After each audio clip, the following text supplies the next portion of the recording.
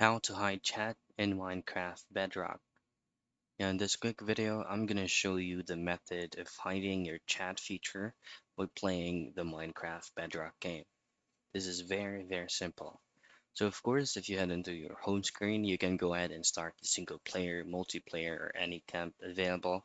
You can even access options and chat settings from there. But the best way in doing this is from in-game.